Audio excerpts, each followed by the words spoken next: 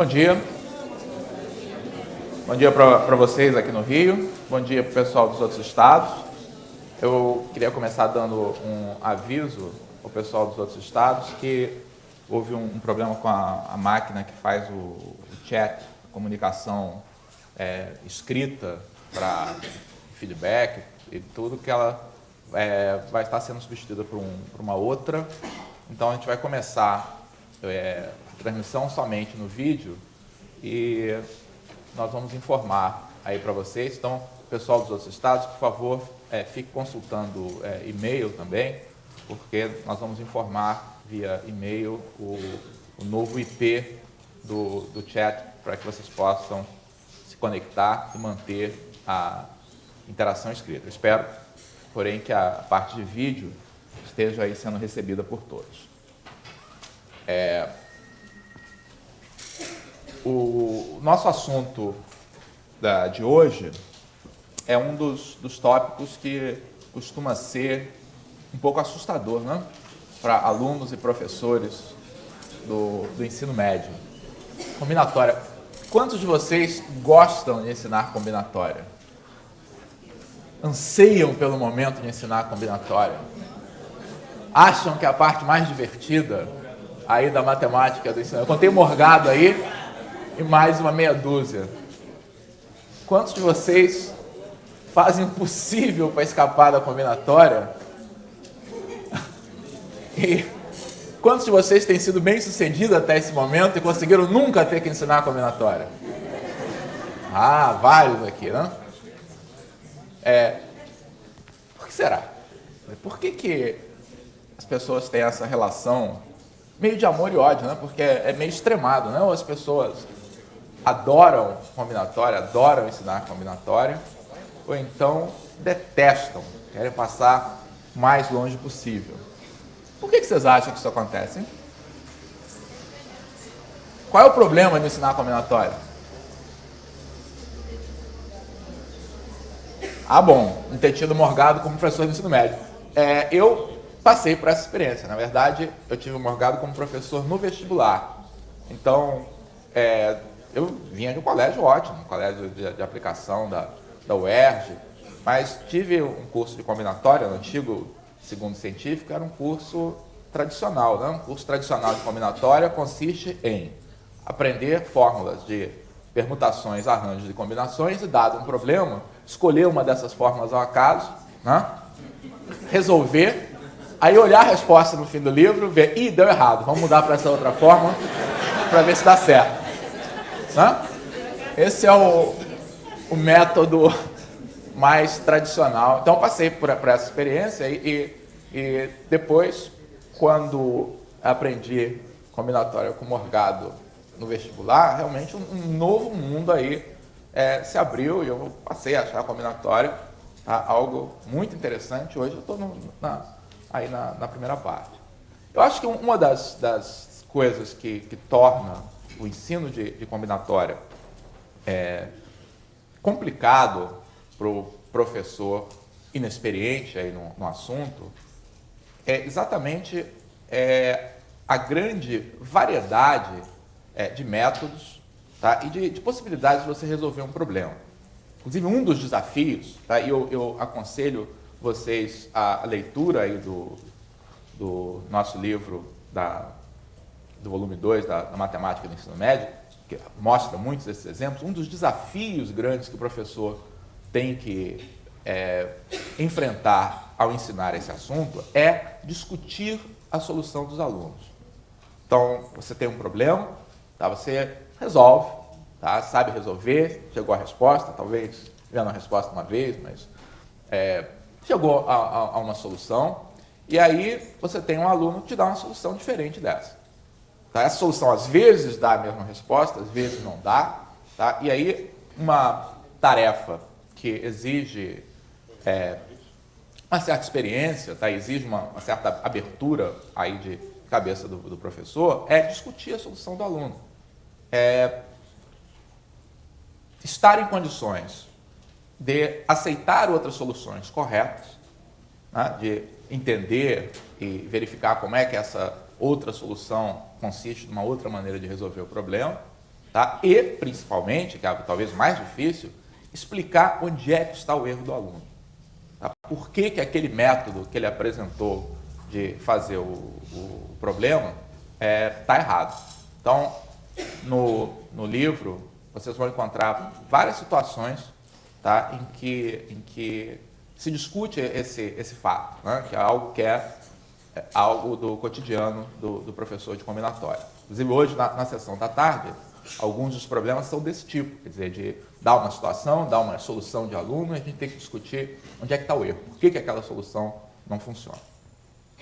Bem, eu queria também dizer para vocês que a combinatória que a gente ensina na escola secundária, tá, é apenas uma faceta do que se entende por combinatória em matemática. Quer dizer, a gente podia dizer que combinatória é a matemática dos conjuntos finitos.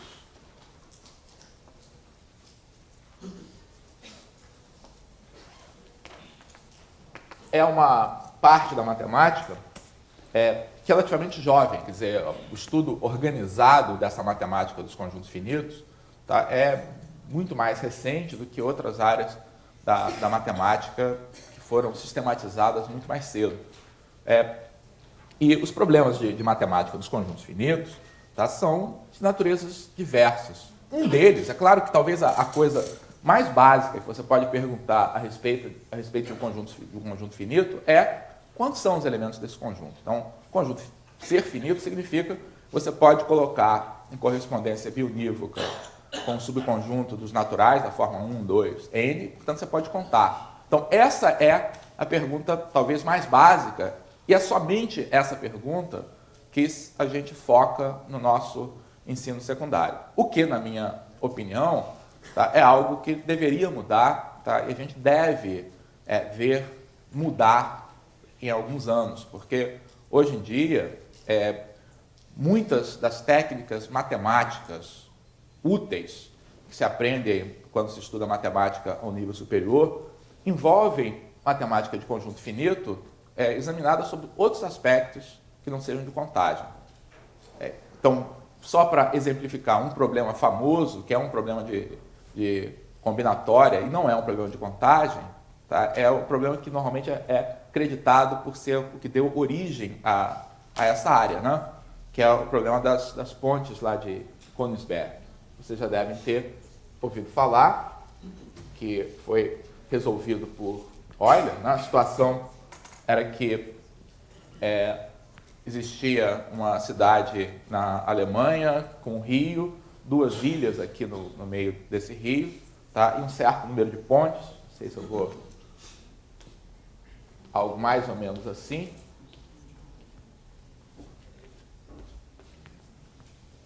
Acho que é isso. E a pergunta que foi colocada para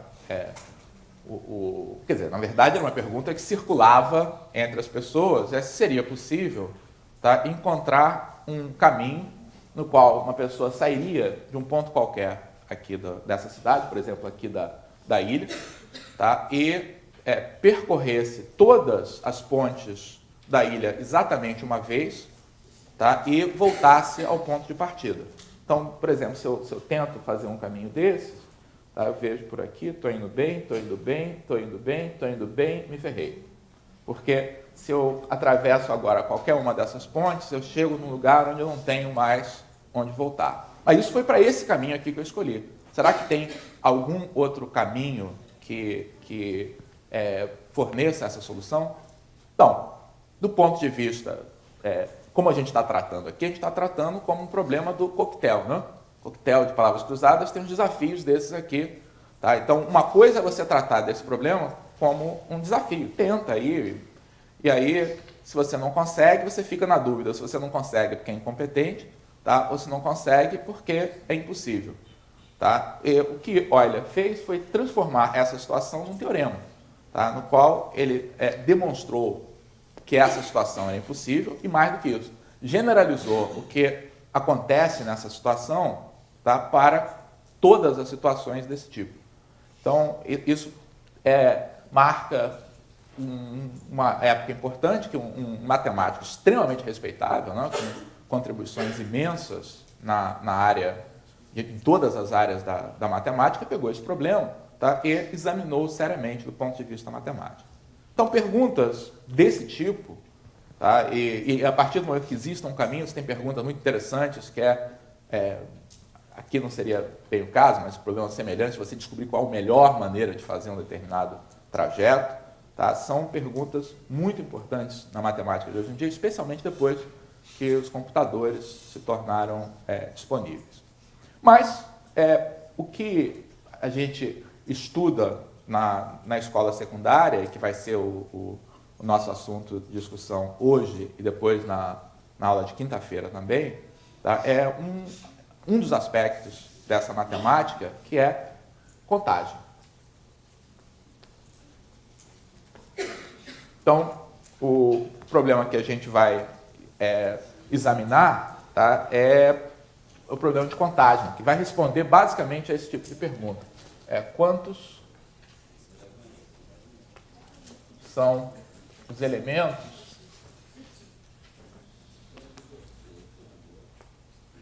de um conjunto formado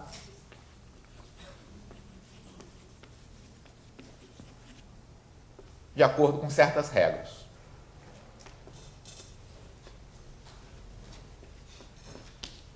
Então, nós vamos descrever um conjunto que é finito, tá? Mas é claro que os problemas que vão ser interessantes não vão ser aqueles em que nós vamos dar o conjunto de forma explícita, porque aí o método de contagem, tá, a ser utilizado é o método que a gente aprende na pré-escola, né, que é 1, 2, 3, simplesmente descrever uma associação explícita aí dos elementos do conjunto com os naturais e contar. A graça, tá, está, tá, em a gente fazer essa contagem, tá, sem que o conjunto seja descrito de forma explícita. Tá? Então, esses são os problemas que a gente vai resolver. Então, uma primeira pergunta, antes da gente começar a examinar como é que faz isso, quais são as técnicas para fazer isso, tá? Talvez valha a pena a gente pensar um pouco para que serve isso. Quer dizer, por que é útil a gente contar elementos de um conjunto? Por que serve isso? Alguém consegue me dar... Porque essa é uma pergunta que seus alunos podem fazer, né? Professor, por que a gente está aprendendo esse negócio aí de contar quantas pessoas podem ser colocadas, etc? Responde. Por que se estuda isso? Ninguém? Não, tem uma aplicação aí que eu tenho quase certeza que vocês diriam para ele. Que é o assunto que vem normalmente ensinado logo depois de combinatória, que é probabilidade. Então, uma aplicação de contagem que é bastante direta é que contagem é um ingrediente fundamental para os modelos probabilísticos mais simples, né? Como o Morgado vai discutir na aula de quinta-feira, que são os modelos equiprováveis, que servem para um grande número de aplicações em que a probabilidade que você associa, tá, a uma possibilidade de ocorrência é 1 sobre o número total de possibilidades. Na hora que você tem que calcular o número total de possibilidades, aparece o problema de contagem. Então, um exemplo típico disso aqui, tá, então, podia ser qual é a probabilidade de ganhar na cena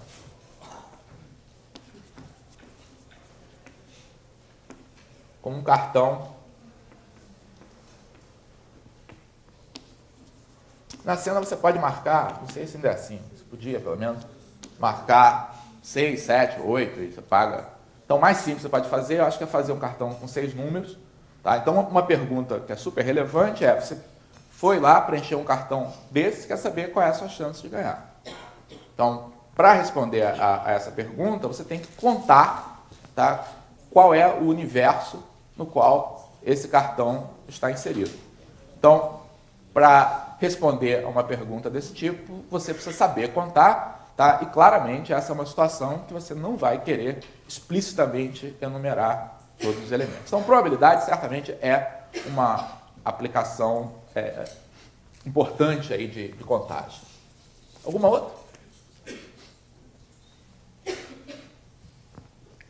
Quem é que consegue me mostrar, falar de uma outra situação bem prática em que a gente utiliza a contagem? Oi? A estatística está ligada aqui através de probabilidade, né? Número de jogos no torneio. Esse tipo de situação, tá? De você querer saber. Eu vou resumir esse tipo de situação, tá? Está relacionada com isso, na situação de códigos, tá?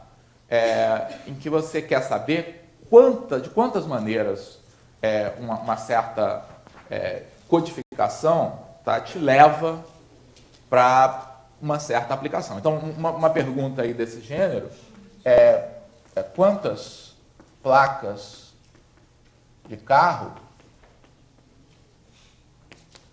podem ser formadas, né, com o sistema que a gente usa hoje em dia. Com 3 letras seguidas.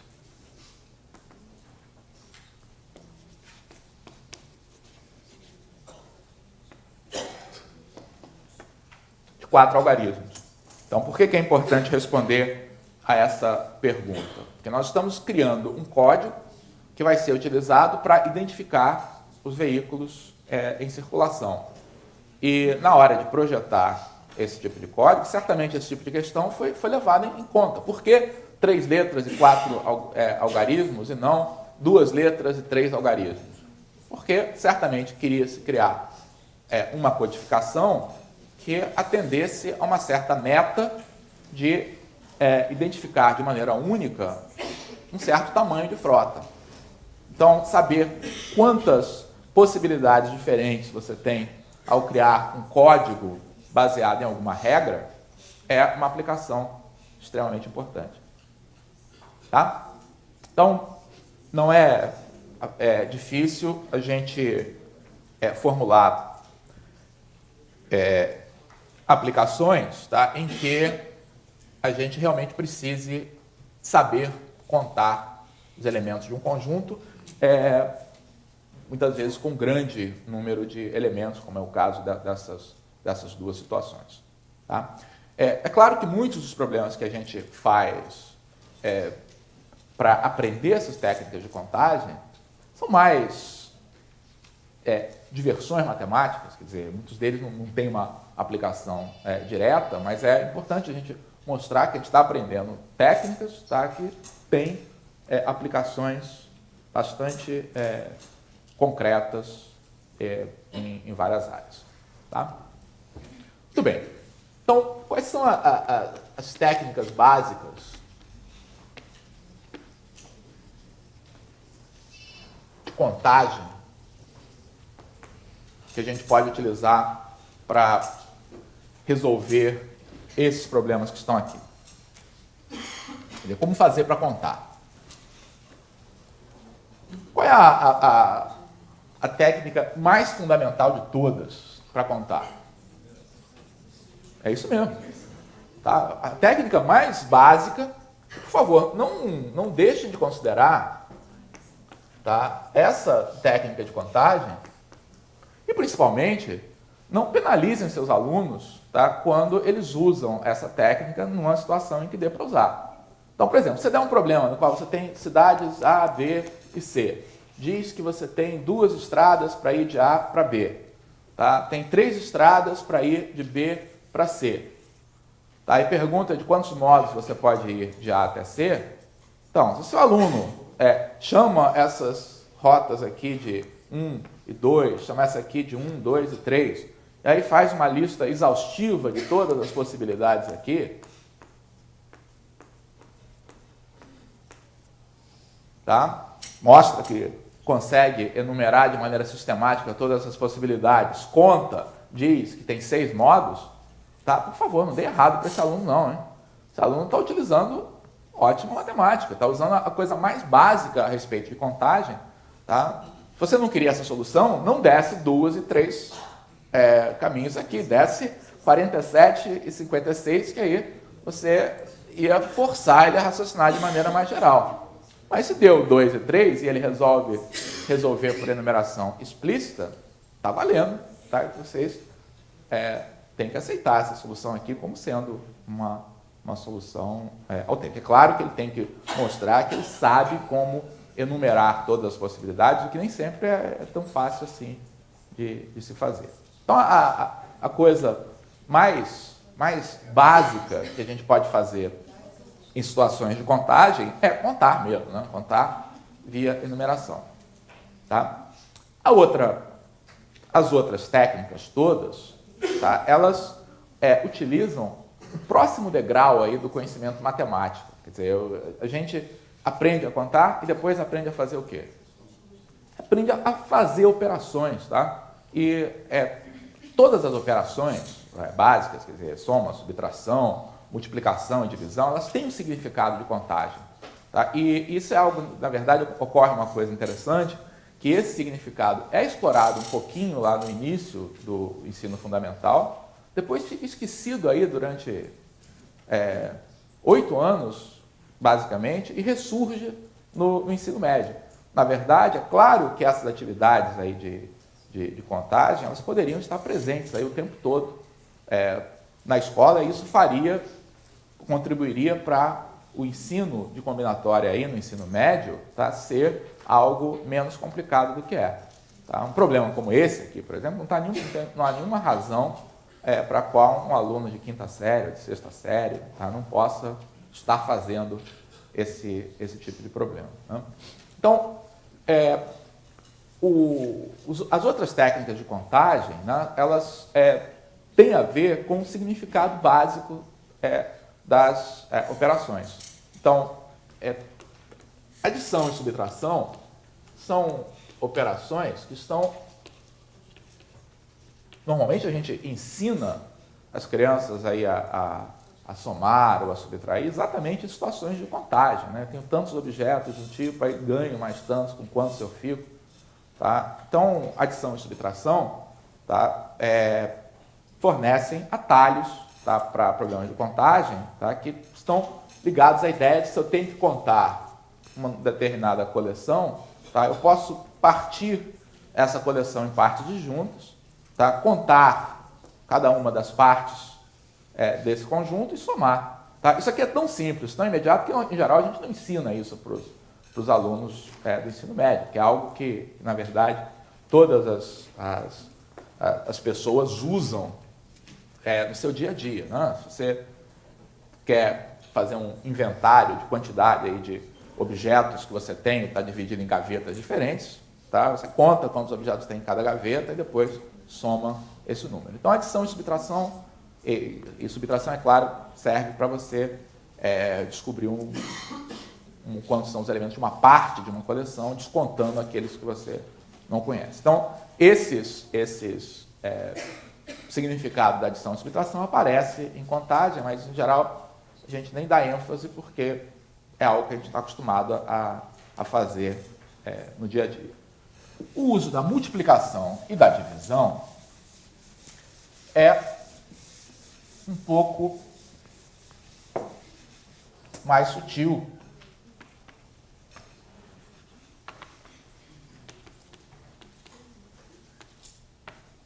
Mas também está vinculado, tá, ao significado mais básico da multiplicação, que é o significado de uma soma repetida. Então, como é que você ensina a uma criança o que é 3 vezes 4?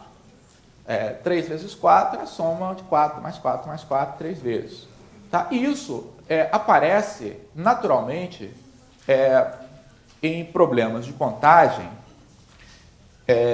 no qual que você possa examinar sob o aspecto de uma decisão tomada em diversas etapas. Tá? Isso acontece, tá, na grande maioria dos problemas de contagem. Quer dizer, pelo menos partes dos problemas de contagem interessantes, tá, podem ser vistas como um processo de decisão em múltiplas etapas. E a maneira da gente ver que isso ocorre, tá, é na hora de você, conforme a gente vai exemplificar a seguir, tá, é na hora de que você está resolvendo um problema de contagem, se colocar na posição de alguém que tem que gerar um elemento daquele conjunto, tá, e dividir o seu processo de criação desse elemento, tá, num processo de decisão que tem diversas etapas. Tá? E você pode utilizar multiplicação, tá, para abreviar o processo de decisão quando esse processo de decisão tem uma característica especial. Tá? Então, na situação mais simples, é aquela em que eu tenho duas decisões a tomar. Então, se acontecer o seguinte, eu tenho o processo de decisão. Eu vou, para simplificar aqui a vida, considerar duas etapas, mas é claro que isso generaliza para um número arbitrário de etapas. Então, vamos supor que eu tenho um processo de decisão em duas etapas, e vamos supor que a primeira decisão, que eu vou chamar de D1, pode ser feita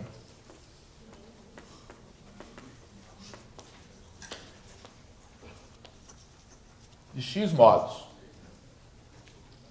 Tá? E que D2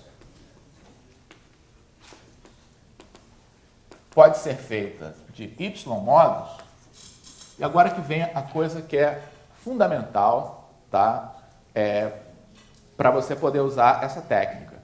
D2 pode ser feita de Y modos, qualquer que seja a primeira decisão.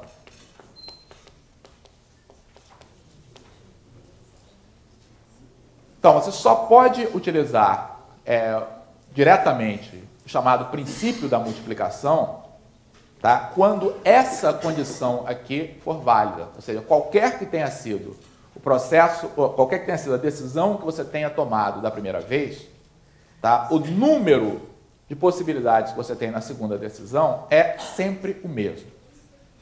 Tá? Se esse número depender da escolha que você fez em D1, você não pode usar isso aqui, vai ter que procurar outro atalho aí para resolver o seu problema. Então, se essas condições aqui valem, então o número total de modos de escolher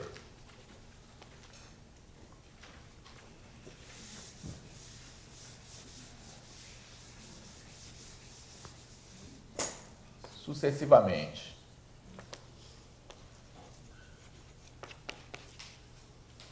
D1 e D2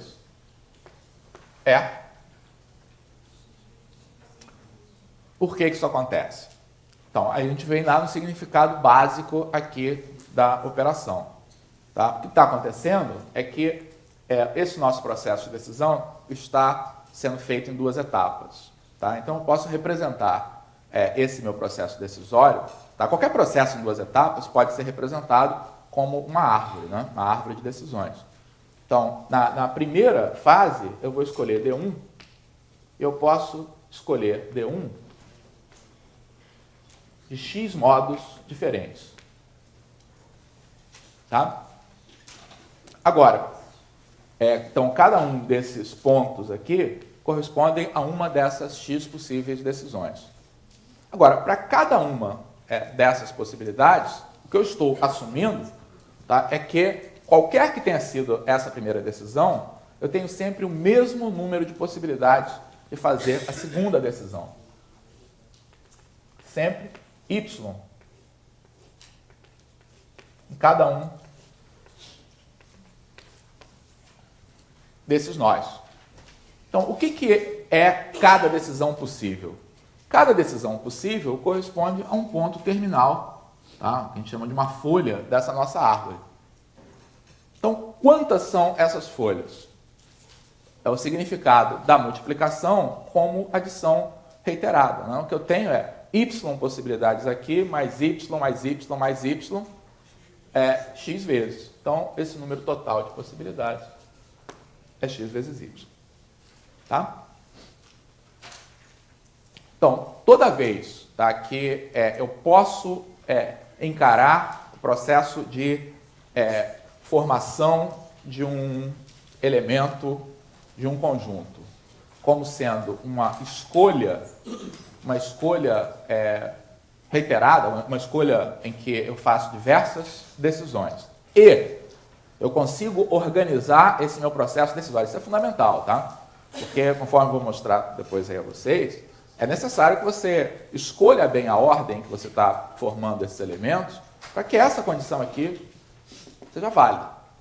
Então, se você consegue organizar um processo em diversas etapas, tá? E o número de possibilidades que você tem para cada etapa não depende do caminho, então você pode calcular o número total de possibilidades simplesmente através de uma multiplicação.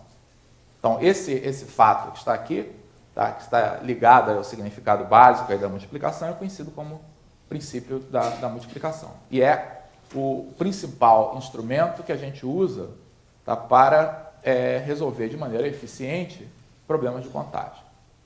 Tá? Na próxima aula a gente vai ver como é que a divisão também aparece em problemas de contagem, mas hoje não. Por enquanto, vai ficar com essas operações. Então, como um exemplo, bom, um exemplo trivial está aqui, né? Então, nessa situação aqui que eu falei que dava para resolver com enumeração explícita, certamente a gente pode resolver utilizando esse princípio da contagem. Certamente o processo para ir de A até C é um processo de decisão em duas etapas. A primeira etapa é como é que eu vou de A para B. Então, eu posso exercer essa escolha de dois modos diferentes. E para cada uma dessas escolhas, eu posso ir de B para C de três modos diferentes. Tá? Então, esse resultado é igual a 6. Tá? Corresponde à nossa enumeração.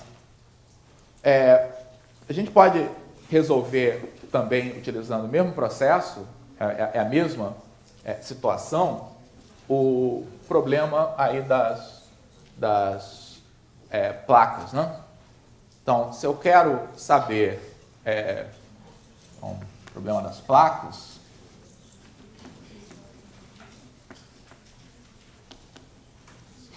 se eu quero saber quantas placas de carro podem ser formadas, então eu tenho que exercer um total de 7 escolhas, né? Tenho 3 letras, tenho 4 dígitos. E a exemplo da situação anterior, a gente está na situação mais simples aqui de usar o princípio da multiplicação, que não somente a quantidade de escolhas que a gente tem é a mesma após cada etapa, mas as escolhas são as mesmas. Tá? Essa distinção vai ficar mais clara aí no nosso próximo exemplo. Então, nesse problema aqui das placas, as nossas decisões são basicamente independentes aí para cada uma dessas posições. Tá? Então, eu posso me colocar no papel de quem vai escrever uma placa dessas.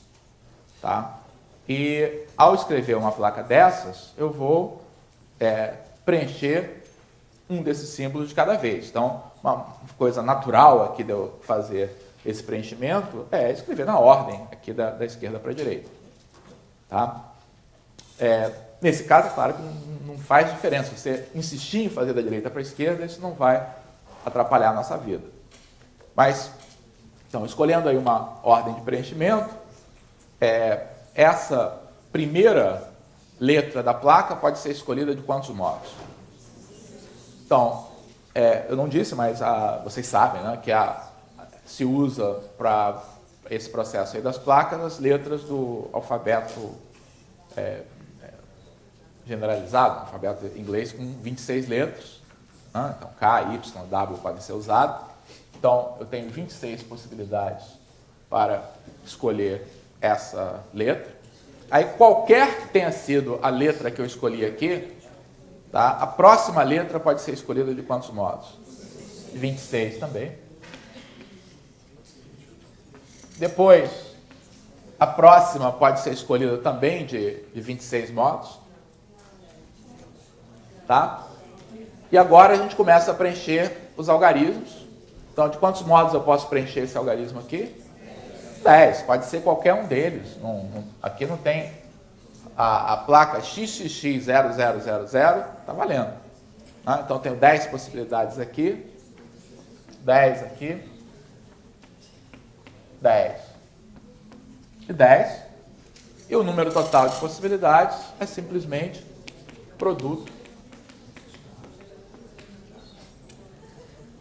que vai ser igual a 26 ao cubo vezes 10 a quarta.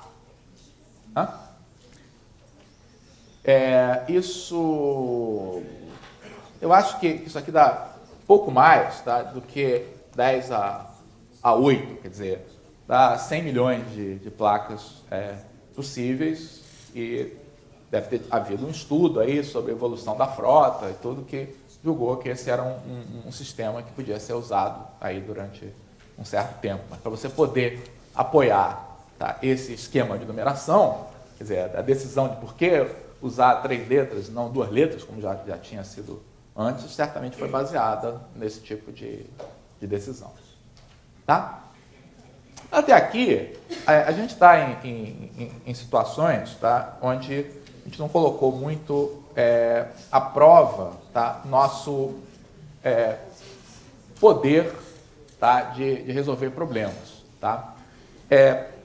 Porque, volto a dizer, essas situações, o que faz essas situações serem particularmente simples, tá, é o fato de que as escolhas aqui são independentes. Tá? Ou seja, o que eu faço, tá, ao escolher uma dessas letras não afeta em absolutamente nada as demais escolhas. Mas o teorema, o princípio da multiplicação, pode ser usado mesmo em situações que essas escolhas sejam dependentes. Tá? E um problema que ilustra isso aí muito bem, é um dos primeiros problemas que estão resolvidos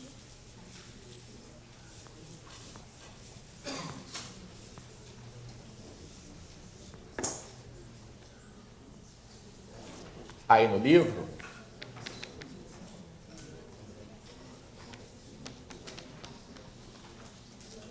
Eu vou chamar de problema da bandeira.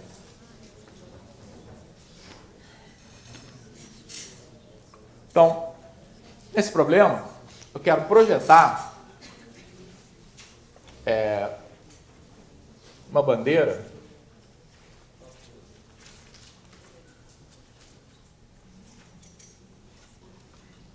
que vai ter 7 listros. Tá? Eu vou ter disponíveis 3 cores para colorir essa bandeira. Tá? Digamos azul, vermelho, branco. A bandeira da França aí. E a pergunta é de quantos modos, tá, eu posso preencher essa bandeira aí de 7 listros, tá, com essas cores. E esse problema, então, claro que a gente pode fazer várias versões aqui desse problema de acordo com as restrições que a gente impõe. Então, a versão mais simples aí desse problema, tá, é sem colocar nenhuma restrição. Ou seja, que você tem essas 7 cores, tá? E para pintar cada uma dessas listras, você vai escolher uma dessas cores e pintar aquela lista daquela cor. Tá? É claro que com isso você pode formar bandeiras meio sem graça, né? Pode formar, por exemplo, uma bandeira que é toda branca aqui. Tá valendo. Tá? Então, se não estou colocando nenhuma restrição, isso é possível. E nesse caso, eu tenho uma situação muito parecida com a dos exemplos anteriores.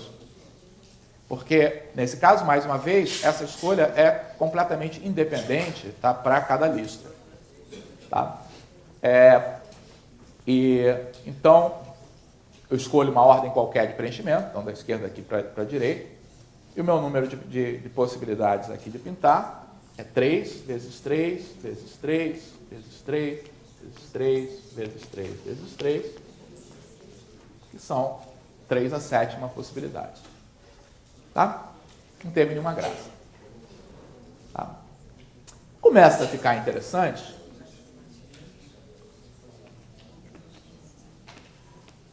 se a gente começa a colocar restrições.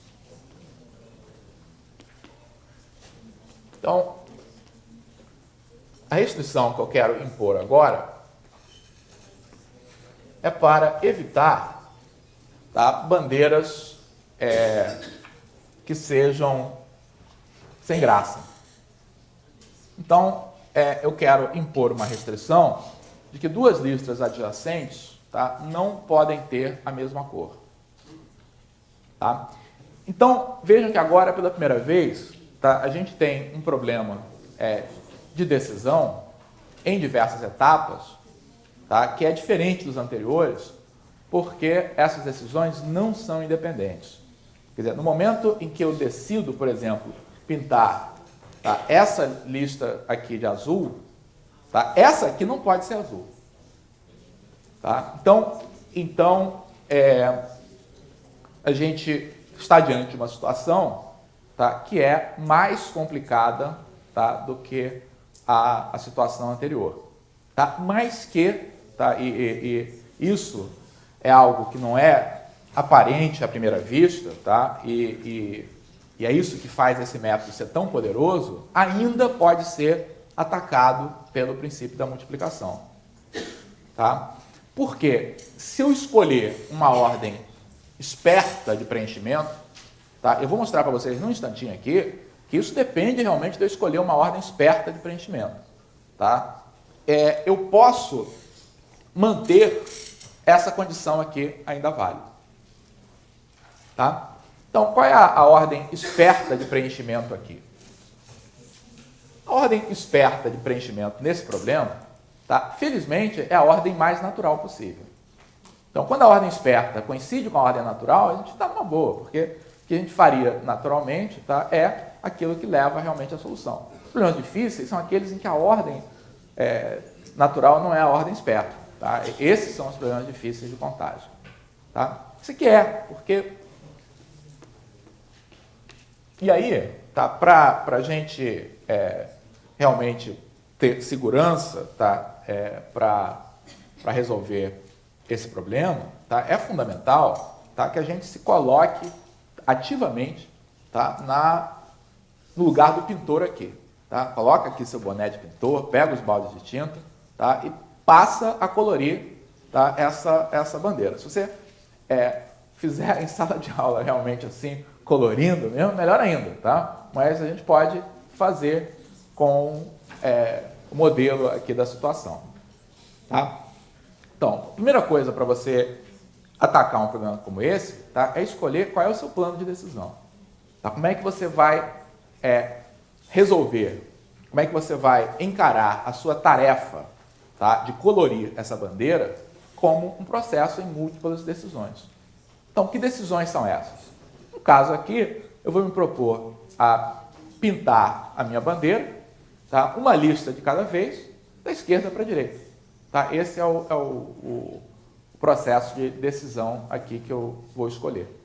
Tá? Então, esse é a minha sequência de decisões. Vou pintar primeiro a primeira lista, depois a segunda, depois a terceira, tá? Que é a coisa mais natural do mundo. Então, mãos à obra, vamos fazer isso. Então, a primeira decisão então, que eu tenho que tomar, tá, é qual é a cor da primeira lista. Então, como eu estou aqui no início do processo, tá, eu não tenho nenhuma restrição, portanto, o número de possibilidades que eu tenho, tá, para escolher essa primeira lista é 3. Eu tenho 3 escolhas, tá, e é sempre bom, nesse tipo de solução, você exercer uma dessas escolhas, tá? Para entender melhor qual é a estrutura. Então, vamos supor que aqui, por exemplo, eu escolhi a cor azul, tá? Para pintar essa primeira listra aqui da minha bandeira. Tá? A minha segunda decisão, tá? É qual é a cor que eu vou utilizar para pintar a segunda listra. Tá? E aí que vem a beleza aqui do método. Note que as cores que eu posso usar aqui dependem da cor que eu usei aqui. Então, por exemplo, se eu usei azul, tá? Agora eu só posso usar vermelho ou branco. Mas se eu tiver escolhido branco aqui, eu só posso usar azul e vermelho. Tá? Porém, a quantidade de decisões que eu tenho disponíveis, tá? É sempre a mesma. Não depende da decisão que eu tomei. Tá? Essa é que é a força do princípio da multiplicação. Tudo que você precisa não é que as decisões sejam as mesmas, é que a quantidade de possibilidades permaneça a mesma. E isso continua valendo. Tá? É por isso que a gente pode usar esse princípio para resolver esse problema, tá? Que é um problema que já não é muito trivial. Tá? Um problema que você tem que parar para pensar. Então, o meu número de possibilidades aqui, tá? É igual a 2, qualquer que tenha sido essa decisão. Então, por exemplo, eu posso ter escolhido branco. Quando eu passo para a terceira lista, tá? A minha obrigação aqui no processo, tá? É escolher uma cor que seja diferente dessa aqui. Note que essa aqui não importa mais. Tá? A cor que eu escolhi da primeira vez não influi mais na minha escolha da terceira. Então, qualquer que tenha sido a cor que eu escolhi da segunda etapa, agora eu posso escolher qualquer uma menos elas. Então, o número de possibilidades? 2. Então, eu posso ter escolhido aqui de novo azul, se eu quiser. Tá? E assim por diante. Tá? A gente já descobriu qual é o padrão. Tá? A cada etapa, a minha única restrição, tá? É que eu não posso escolher a cor que foi escolhida na etapa imediatamente anterior. Portanto, eu tenho em cada etapa 2 escolhas, tá? Exceto na primeira, que eu tive 3. Então, o meu número total de possibilidades é igual a 3 vezes 10 a 2 a 6, que vai dar 192 possibilidades. Tá? Morgado não está aí não, né? Porque nesse ponto, o Morgado certamente introduziria vocês, tá? Ao que ele chama, acho que é de SSA, né? Não é isso que ele chama? Sociedade Secreta dos Atolados, ou coisa parecida. SS, tem outro S? Ah, é? Acho que tem mais um S aqui, que é a Sociedade Secreta dos Sempre Atolados. Mas aí você precisa estar num grau superior para ingressar nessa. É uma sociedade mais exclusiva. Porque a gente pode complicar esse problema. Sempre se pode complicar um problema, certo? Isso é algo fácil de se fazer. Tá? Porque eu disse, tá, que se você escolher, tá, uma ordem esperta, tá, de preenchimento, a gente pode usar o princípio da multiplicação. Tá? O problema é se você resolver usar uma ordem que parece esperta demais. Tá? Porque há outras maneiras aqui de a gente preencher essa bandeira. Né? Tem outro processo que é super natural aqui de eu preencher essa bandeira. Começo, tá, com o lado esquerdo. De quantas maneiras eu posso escolher essa cor? 3. Ótimo. Agora, não, escolhi um lado, vamos agora passar para o outro aqui. Natural fazer isso, não? Primeiras bordas, depois a gente vai chegando para o meio. Aí de quantos modos eu posso escolher essa cor aqui? 3, não tem restrição nenhuma. Tá? Tudo bem. Aí, essa, agora eu vou assim, indo sempre para dentro. Né? Então, essa aqui, de quantos modos eu posso preencher? 2, não pode ser essa aqui. Né? Essa aqui, 2. Tá? Essa aqui, 2. Essa aqui, 2. essa aqui,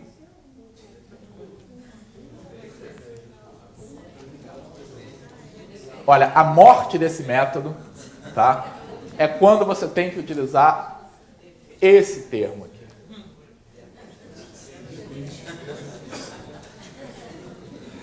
Depende, pode ser substituído também por ferrou, tá? Outras palavras mais fortes, assim, porque se você chegar nesse ponto, tá, o seu método não deu certo. Hã? Por que depende? Explica por que depende aí. Que você não tem controle sobre o fato dessas duas cores aqui serem a mesma cor, tá? Ou cores diferentes. Então, se essas duas cores aqui calharem aqui nesse meu processo de preenchimento de serem a mesma cor, o que é possível, então essa aqui que faltou, tá? Pode ser qualquer uma das duas outras. Então, eu teria duas possibilidades, tá? Para eu preencher essa cor. Mas, se calhar dessas duas cores, tá, serem cores diferentes, aí eu não posso usar nenhuma das duas e só posso usar a terceira aqui. Tá? Então, não tem nada de errado com esse processo aí de decisão. Infelizmente, tá, ele leva a um sequenciamento de decisões, tá, que não é condizente com o princípio da multiplicação. Tá? Então, se você escolher, tá, esse caminho aqui de preencher, tá, a sua bandeira, infelizmente você vai poder desenhar a sua bandeira bonitinha, mas não vai poder contar de forma eficiente quantos são os modos. Tá? Então, o sucesso aqui da gente usar o princípio da multiplicação, tá, está em a gente identificar, tá, um processo de tomada de decisão, tá, que nos leve, tá, a não encontrar uma situação desse tipo. Como é que a gente faz isso? Olha, não há assim, digamos, um processo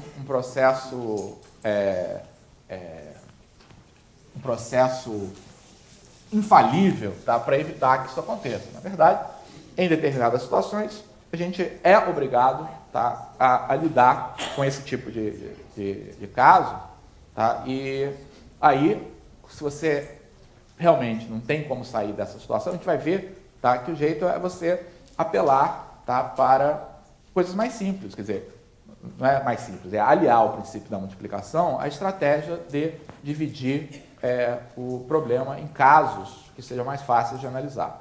Então, há determinadas situações em que você vai realmente se defrontar com isso, não vai ter jeito de sair.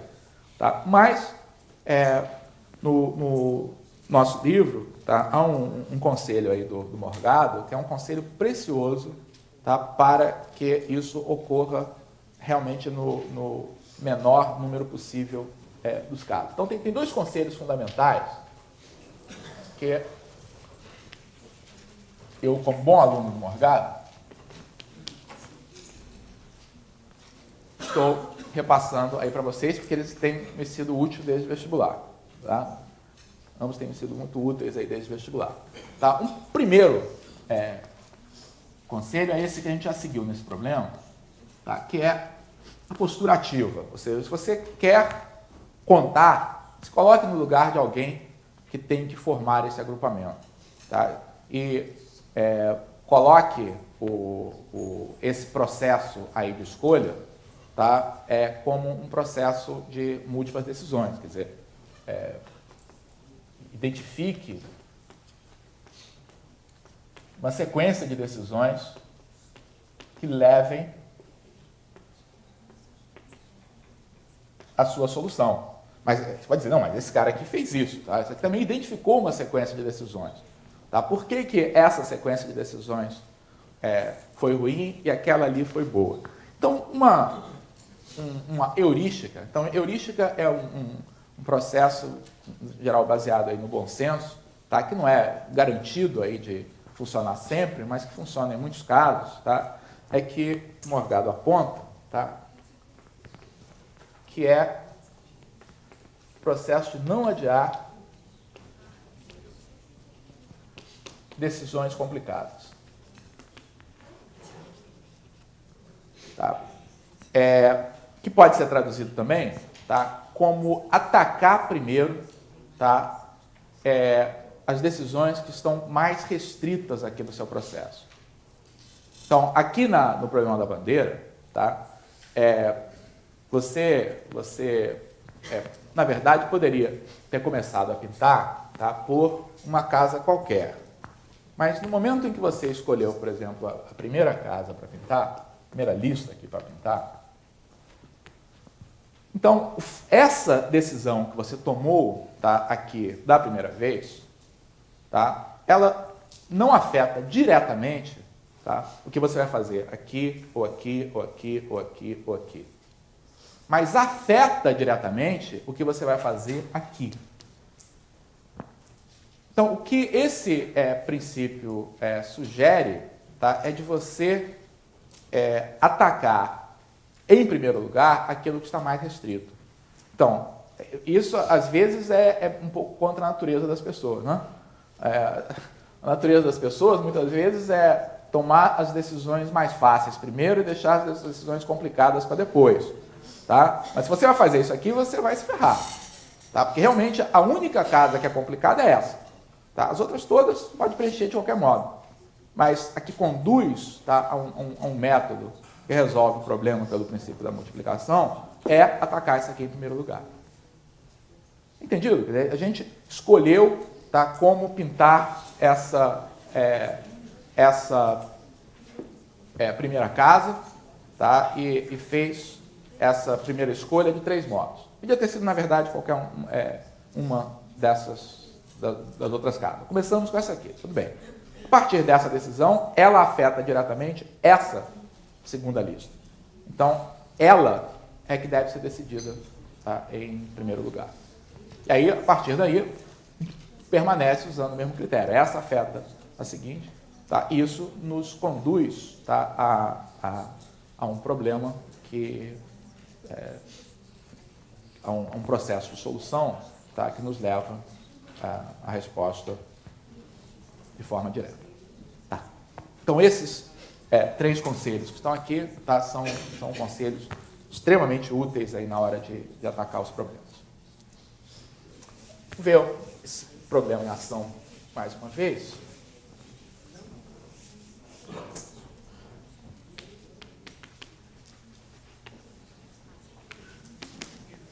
Então, por exemplo,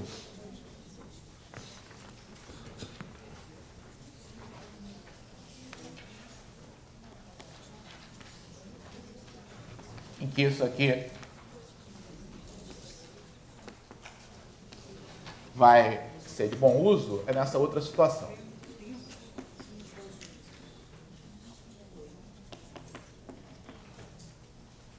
Quantos são os números de 3 algarismos distintos?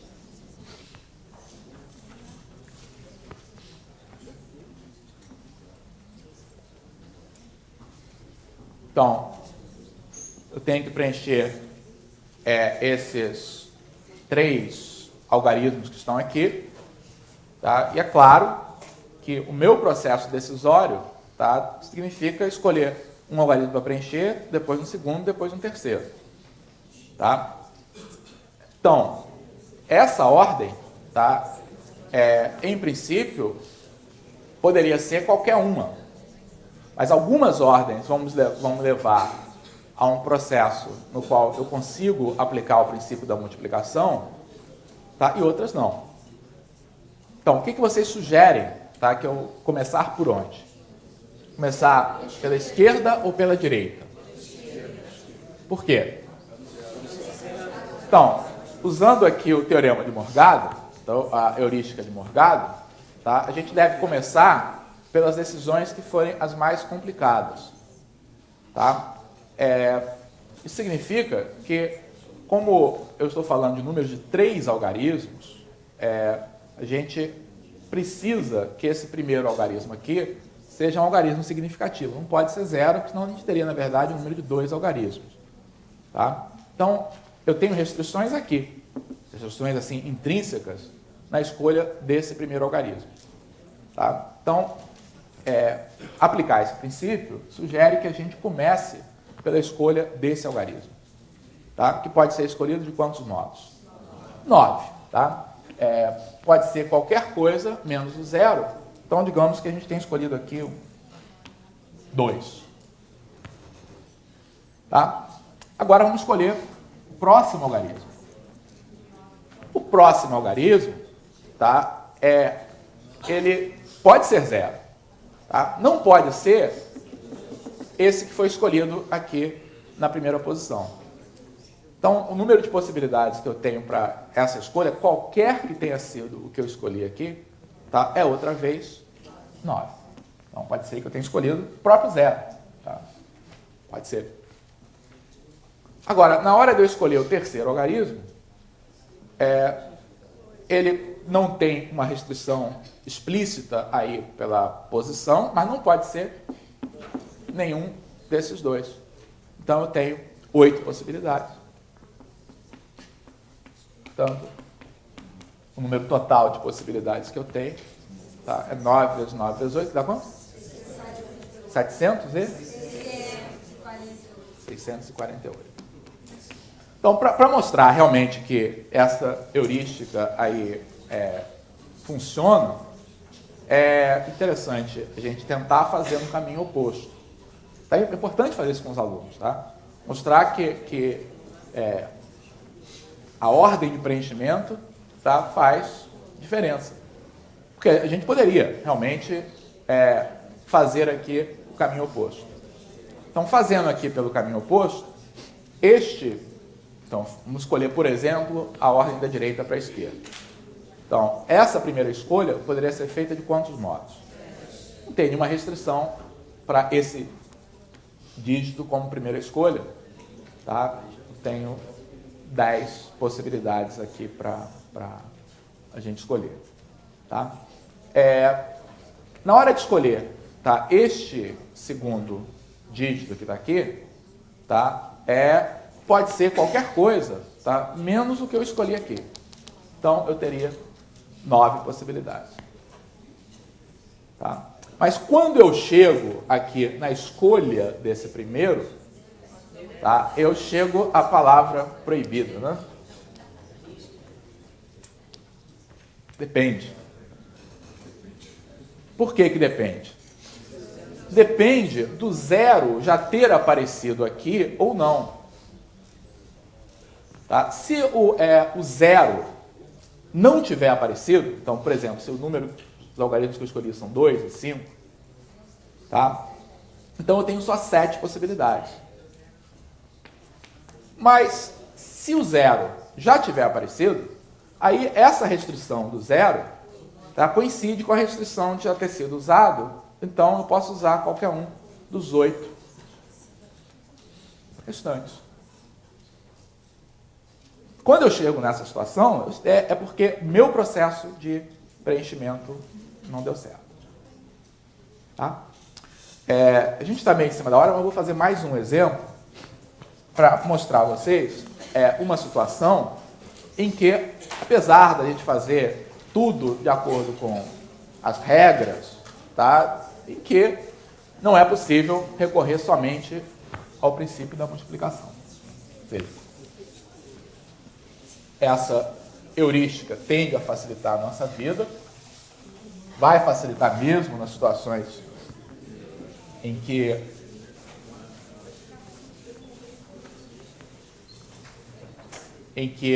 não vai ser possível usar somente o princípio da multiplicação, mas às vezes a gente tem que usar algo a mais. Então, o exemplo final que eu gostaria de fazer é uma variante desse mesmo problema,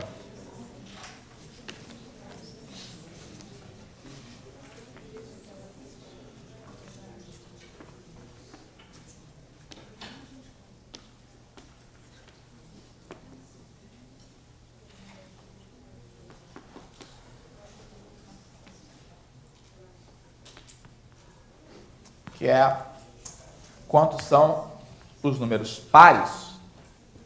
Então, esse aqui já tinha uma restrição, os algarismos terem que ser distintos. Tá? Note que quanto mais restrição a gente coloca, isso torna, em geral, mais complicado o nosso método de contagem. E aqui eu coloquei duas restrições, né?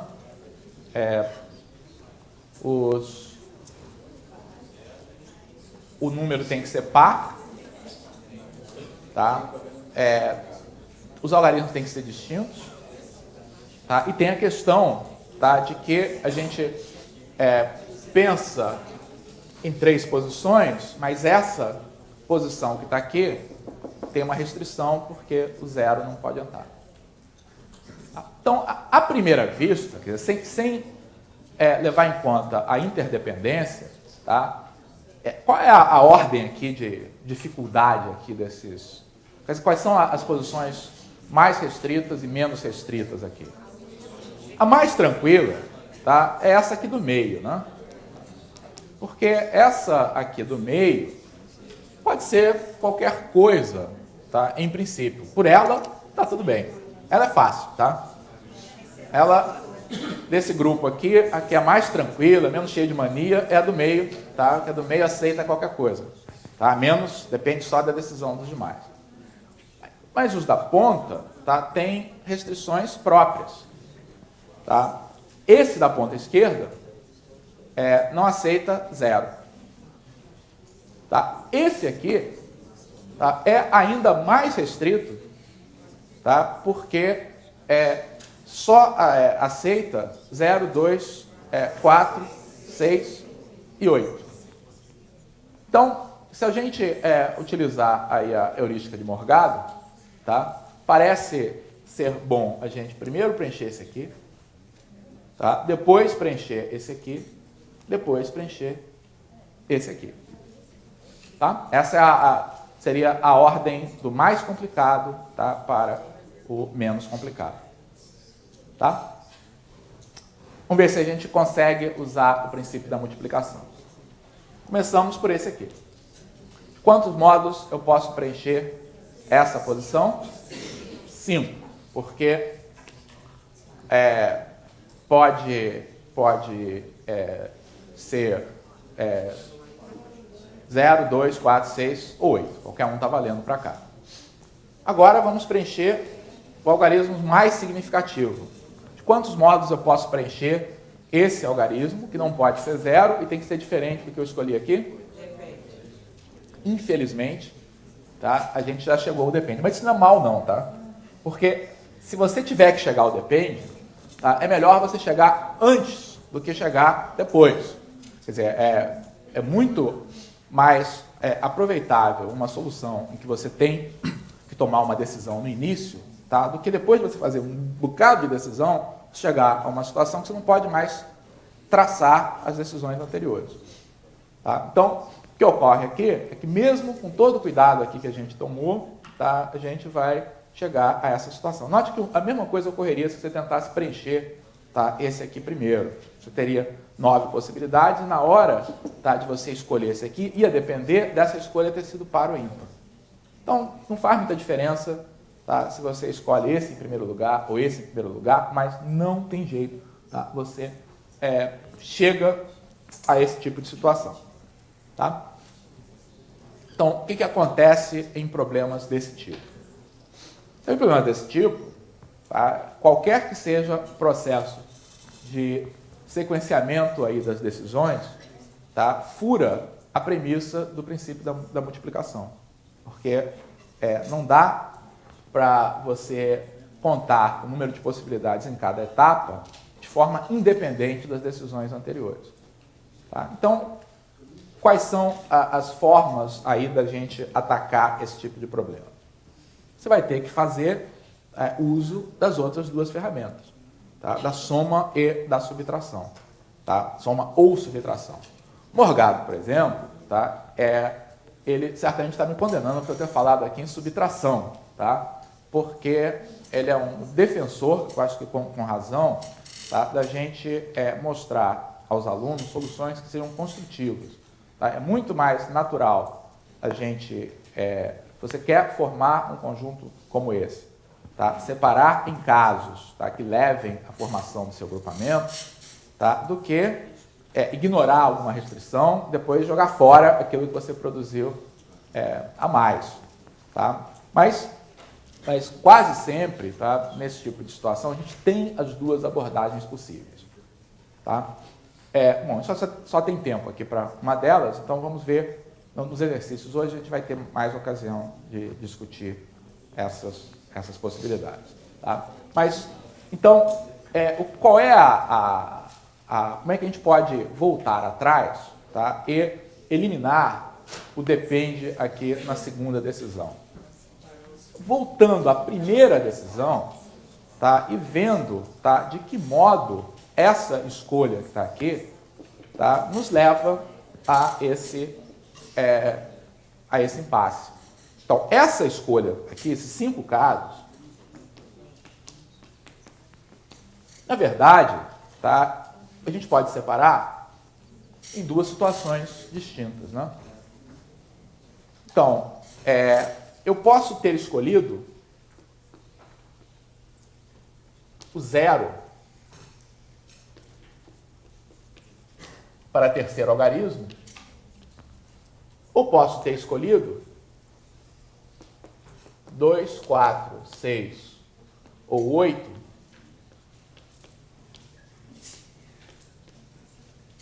para o terceiro algarismo. Essas 2 situações são as 2 situações que a gente tem.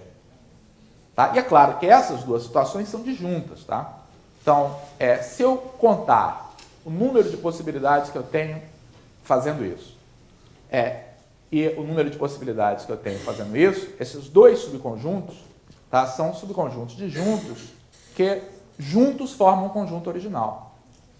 Então, pelo significado lá da soma, tá? Como representando o número de elementos da união de 2 conjuntos disjuntos, eu posso contar essas possibilidades, simplesmente somar as 2. E por que isso facilita? Bem, aqui eu fixei o 0 na última posição, portanto, eu fiquei com uma escolha só, tá? Aqui para essa posição. Tá? Então, mantendo aqui o meu plano, tá? Vamos escolher agora qual é o primeiro algarismo. Quantas possibilidades eu tenho para escolher esse algarismo? 9. Pode ser qualquer um, tá? Menos o 0. Mas o 0 eu já não podia usar mesmo aqui, então eu tenho qualquer um dos 9 algarismos significativos podem ser usados. Então, por exemplo, digamos que eu tenho escolhido 3. Finalmente, na hora de eu escolher esse aqui, quem que eu posso escolher? Não posso escolher o que está aqui, que é o 0, não posso escolher o que está aqui, mas posso escolher qualquer um dos outros 8. Então, esse número de possibilidades é igual a 72. Então, existem 72 números pares, com 3 algarismos diferentes, terminados por 0. Agora, nós vamos contar os números pares, tá? Com 3 algarismos diferentes, que não terminam por 0. Então, a escolha do último algarismo pode ser 2, 4, 6 ou 8. Então, eu tenho 4 possibilidades. Digamos que eu tenho escolhido aqui o 8. Tá? Aí vou escolher o primeiro. O que eu posso usar aqui nessa casa? Então, notem que o depende não se aplica mais, porque eu sei que eu não usei o 0. Então, aqui eu não posso usar nem o que foi escolhido aqui, nem o 0. Então, eu tenho 8 possibilidades. Digamos que eu tenho escolhido aqui um 7. Tá lá. E, finalmente, quantas são as possibilidades que eu tenho aqui? Eu não posso... 8 ou 7? Eu não posso usar o algarismo que está aqui, nem o que está aqui. Mas o 0, por exemplo, que estava proibido tanto aqui quanto aqui, agora pode ser usado. Tá? Então, eu posso usar tudo menos esses 2. Logo, eu tenho 8 possibilidades. Portanto, o número de possibilidades com o último algarismo sendo diferente de 0 é 8 vezes 8 vezes 4, que dá 256. Então, o número total de possibilidades vai ser 72 mais 256, tá? Que dá 328. Tá bom? Bem, então, nos exercícios de hoje à tarde, vocês já receberam essa lista de problemas para hoje ou não? Morgado, está com você a lista aí? Aquela que eu tinha te dado? Tem? Ah, tá aqui. Então, exercício para hoje.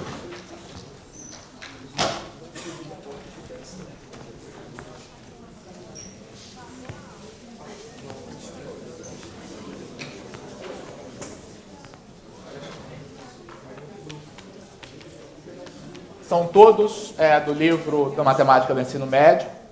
Os de Matemática Financeira são do capítulo 2, começando aí na página 59. E os problemas são 8, 10, 23 e 25. Os de combinatória começam aí na página 89, e são o 3, o 5, o 19 e o 20. Então, hoje à tarde a gente discute isso, e aí na quinta-feira a gente continua falando mais do problema de combinatória. Certo?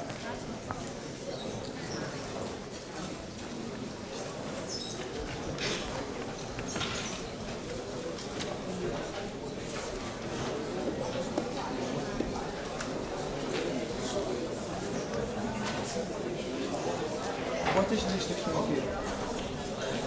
Nessa bandeira, quantas listas tem? Você viu uma só? Não, tô perguntando, quantas listas tem aqui? Ah, estou vendo uma. Exatamente. Se pega 7 listas, as cores não podem ser iguais. Não. Bem, Quando colocou assim 7 listas, já considera a restrição. Porque senão não tem 7 listas. você podia ter 7 listas. Podia ter uma bandeira. Se fosse formada por 7 pedaços de pano, formasse um disco. Daí você ia colorir esse pano. Você pode colocar 7 pedaços. Mas se você está colocando lista,